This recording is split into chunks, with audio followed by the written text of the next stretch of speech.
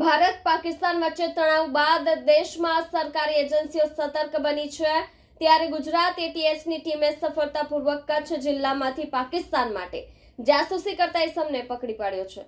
Gujarat ATS દ્વારા પાકિસ્તાન માટે જાસૂસી કરતા વ્યક્તિની કચ્છના દયાપર ખાતેથી ધરપકડ કરવામાં આવી છે। આ વ્યક્તિનું નામ સહદેવસિંહ ગોહિલ છે, જે contract base multipurpose health worker તરીકે કાર્યરત હતું।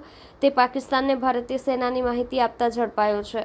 તે પાકિસ્તાનને બીએસએફ અને નેવીના પ્રોજેક્ટના ફોટા અને વિડીયો મોકલતો હતો।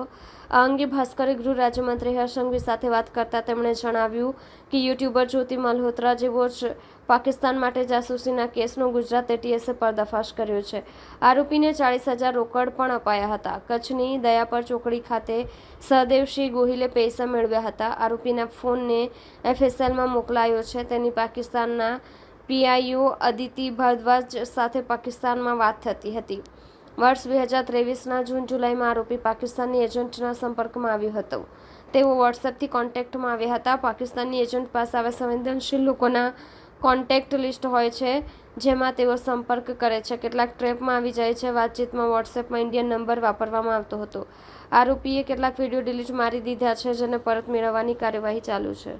હું ગુજરાત એટીએસને સર્વપ્રથમ અભિનંદન આપવા માંગુ છું। ગુજરાત એટીએસ એ દેશનું એક લીડિંગ ટેરરિઝમ સ્ક્વોડ, જે ટેરરિઝમની સામે લડી રહ્યું છે એમાંનું એક સ્ક્વોડ છે। અને ગુજરાત એટીએસ દ્વારા પ્રોએક્ટિવલી પોલીસિંગમાં એક ખૂબ જ મહત્વપૂર્ણ સફળતા પ્રાપ્ત કરી છે। ગુજરાત પોલીસ દ્વારા કચ્છ જિલ્લામાંથી એક પાકિસ્તાની જાસૂસને પકડવામાં આવ્યા છે। ખાસ કરીને આ કચ્છના નાગરિક છે। કચ્છના આ નાગરિક દ્વારા પાકિસ્તાનની એક મહિલા જોડે ક્યાંક ને ક્યાંક હની ટ્રેપમાં ફસાયા હોય એવી પ્રાથમિક જાણકારી હમણાં પ્રાપ્ત થઈ છે।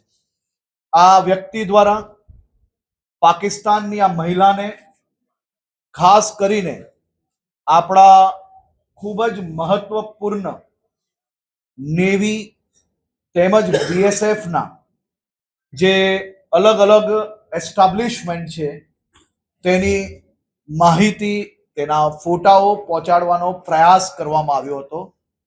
આ વ્યક્તિ દ્વારા પોતાના નામે ભારતમાં સિમ કાર્ડ ખરીદવામાં આવ્યું, જેનું વોટ્સએપનું એક્સેસ એ પાકિસ્તાની મહિલાને આપ્યું હતું।